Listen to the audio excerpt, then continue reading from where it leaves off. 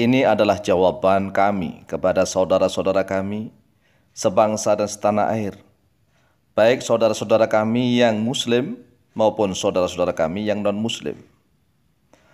30 menit yang lalu, ada salah satu akun YouTube yang bernama Padi Tahalia berkomentar di channel YouTube Al-Mu'alim Center.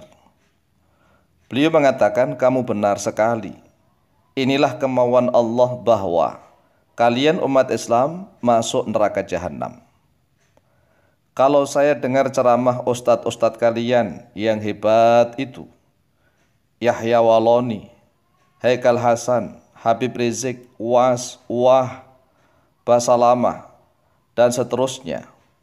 Mereka bilang cuma umat Islam yang masuk surga. Sebelum kami baca semua, maka kami jawab, memang benar, hanya umat Islamlah yang akan masuk ke dalam surga. Karena semua nabi mulai dari Nabi Adam, Idris, Nuh, sampai Nabi Isa dan Nabi Muhammad SAW, semuanya itu beragama Islam. Tidak ada seorang nabi pun yang beragama Yahudi. Tidak ada seorang nabi pun yang beragama Nasrani. Semua nabi itu beragama Islam. Semua umatnya para nabi terdahulu yang masih konsisten mengikuti ajaran para nabinya, semuanya disebut Islam.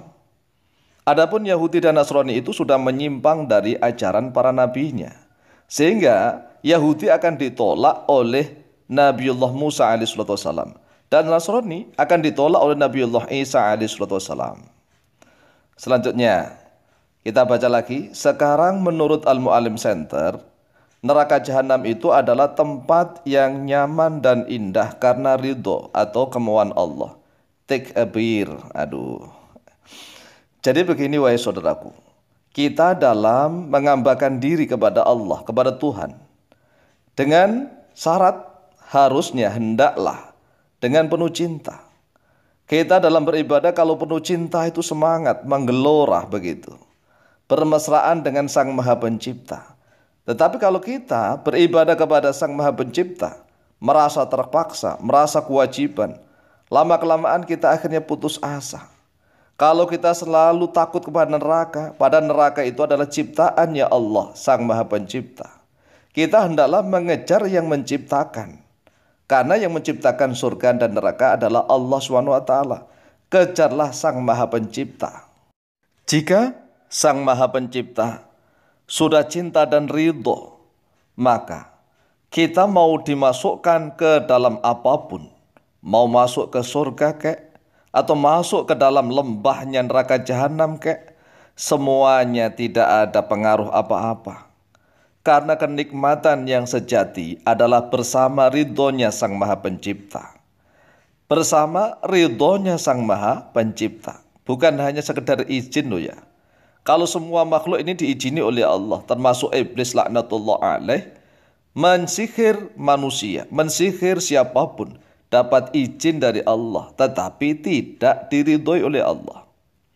Berbeda halnya orang yang sudah mendapatkan ridho dari Allah, walaupun dia harus masuk ke dalam neraka jahanam sekalipun, maka neraka jahanam itu akan sungkan dan segan. Ingat loh ya, neraka jahanam itu sama-sama makhluknya Allah.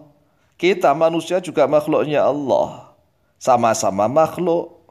Sehingga neraka jahanam itu apabila didatangi oleh makhluk-makhluk Allah yang taat, yang dicintai oleh Allah, yang diridhoi oleh Allah, maka neraka jahanam itu merasa sungkan dan segan. Ini ada hamba Allah yang sangat dicintai oleh Allah, menjadi kekasih-kekasih Allah. Tapi kenapa masuk ke dalam diriku, ke dalam neraka jahanam? Maka neraka jahanam seketika akan berubah menjadi sejuk, sangat indah, luar biasa. Jangan takut ya saudaraku. Kalau Anda sudah mendapatkan ridhonya Allah, membawa stempel ridhonya Allah, Anda walaupun acak-acak neraka jahanam itu, neraka jahanamlah yang takut kepada Anda. Jadi jangan terbalik, jangan Anda yang takut kepada neraka jahanam, kemudian Anda lebih memilih Tuhan Yesus daripada Allah Sang Maha Pencipta. Ini salah, ya salah. Apakah Yesus itu Sang Maha Pencipta? Tidak. Tidak. Yesus itu diciptakan oleh Allah. Kemudian, mari kita lanjutkan membaca tulisan beliau. Kalau Tuhan Yesus Kristus, Dia tidak mau manusia masuk neraka jahanam. Yesus Kristus mau setiap manusia harus diselamatkan dari dosa-dosanya. Yesus Kristus mengasihi setiap orang.